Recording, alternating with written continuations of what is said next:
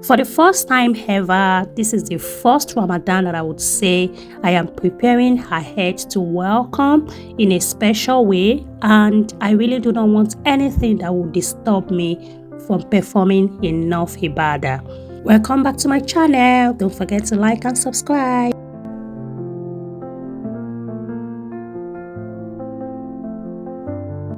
As a Muslim mom whose hands are always busy during Ramadan, this year feels so different for me in the sense that I really want to devote like 80% of my time, if I can get that actually, to just worshiping. I want to spend time doing ibadah. I really do not want to spend much of my time in the kitchen. And for the first time ever, this is what I am doing. I am putting preparations in place. I love to cook my food like everyday thing, but this time around I would just try to keep all these things in the freezer ahead of Ramadan so that I will have less cooking to do during the month of Ramadan and devote my time to ibadah and to prayers. So this is the first step out of a lot of things to put in place. I actually made some soup on this day. My method is to grill my tomatoes and pepper, and instead of just putting them in the freezer, I made the soup. I made the soup like proper soup for our swallow, because we still eat swallow during Ramadan actually. So I made this soup few days ago with the intention of putting them in the freezer, and when it is time for us to eat, I will actually make the proteins as well and keep on one side. I'm not going to put them together, so I can still get that freshness when it's time to eat. I'll just put them together for a few minutes and food will be ready. So this was exactly what I did. I washed all my pepper, my tomatoes, and I put them in the oven to grill. I love using long sweet pepper. I don't know about you. And enough of the scotch bonnet. So these are the tomatoes that I grilled. They are so good now. They have been cooked. And while they were grilling, my soup was boiling by the side. I left them overnight, and this was the following morning where I started packing them up to keep in the freezer. Now I'm packing them in a food bag and I'll store them in the freezer. So my plan is to actually do this. Once I say that we are exhausting any of these, I'll do another set like this and put in the freezer. So the soup are ready. The next thing I did was to make another pepper mix. This time around, I didn't blend the pepper in the blender because if I make rice, I want to have stew by the side. And the type of stew I love to have is not the one that is well blended. So I don't have a food processor, but I have this mortar and pestle. And because the pepper are very well, they are very soft, it's not, doesn't really consume much of my energy to pound them. It's just like few minutes mashing.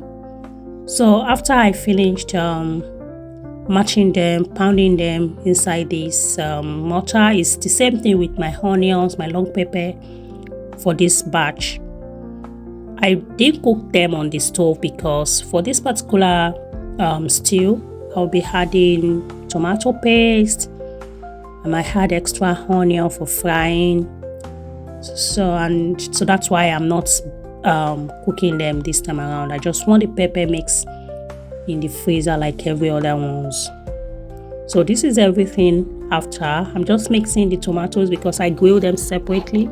So I'm just mixing the tomatoes with the long pepper, scotch bonnet, and the onions together, so I don't have spicy bits on one side and just tomatoes on the other side.